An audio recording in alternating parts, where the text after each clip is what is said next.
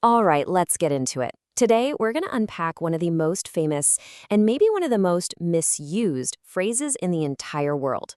It's just a couple of words, but boy, they get used as both a weapon and a shield. You know this one. We've all heard it, right? Judge not. It gets thrown around all the time, usually to shut down a conversation or to push back against any kind of correction. It's kind of become the ultimate conversation stopper. So the big question is, was Jesus just saying, hey, look the other way? Was he telling us to just throw out our sense of right and wrong? Well, not exactly. What he was really doing was pointing to a much, much deeper problem, one that lives inside all of us. So let's be super clear. Jesus was not telling people to stop using their brains. He wasn't canceling discernment. I mean, just a few verses later, he's telling people how to spot false prophets by their fruit, and you can't do that without making some kind of judgment. So if that's not what he meant, what was his real target? He was going after hypocrisy. And this is the heart of the issue. See, hypocrisy here isn't just about saying one thing and doing another. In this context, it's a problem with our vision. It's like we all have this spiritual blind spot where we become absolute experts on everybody else's faults, while somehow being totally clueless about our own. And to make sure this point really lands, Jesus uses this incredible illustration. It's so over the top, it's almost funny. And honestly, once you hear it, you can't forget it. He gives us this picture of a log and a speck. I mean, just stop and picture this for a second. Imagine someone trying to help you get a tiny little eyelash out of your eye, but while they're doing it, they have a giant wooden beam, a telephone pole, sticking out of their own. It's completely absurd. And that's the whole point. The contrast is supposed to be ridiculous because it shows us something so true about ourselves. We are masters at finding the tiniest speck of sawdust in someone else's life and making a huge deal out of it, all while we're ignoring the massive construction lumber, the log, in our own. So, what's the fix? Does that mean we should just ignore the speck in our friend's eye forever? No. Jesus gives us a totally different way forward, and it doesn't start by pointing fingers at others. It starts by looking in the mirror. It all begins with humility.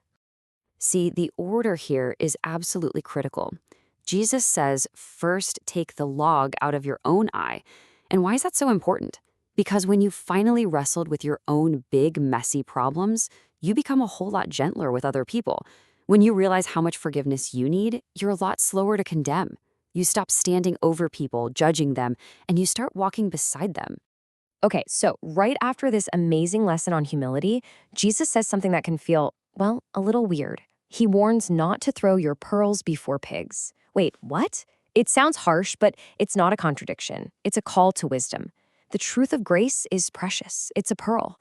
And Jesus is reminding us that the same humility that helps us see our own log also helps us see when someone's heart just isn't ready or willing to receive help.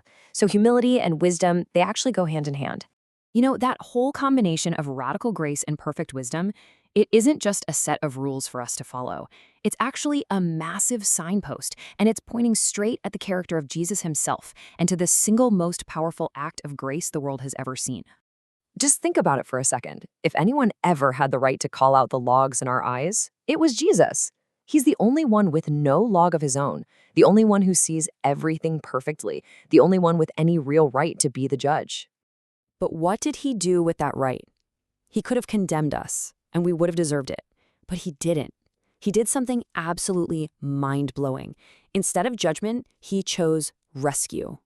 This one line just captures it so perfectly.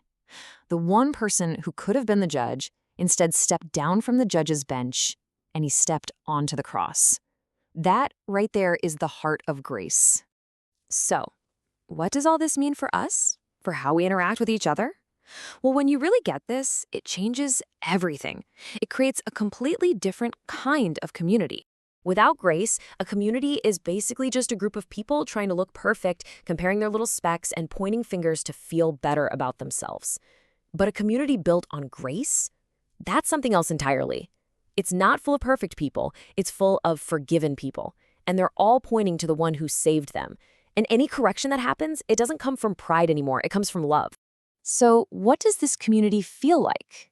Well, it's made up of people who know they've been shown an insane amount of mercy, so they can't help but show mercy to others. They've experienced grace up close and personal, so they give it away generously. And that old desire to condemn people, it starts to fade away, and a new desire grows in its place to help other people find that same life-changing mercy. And that kind of leaves us with one big final question to think about.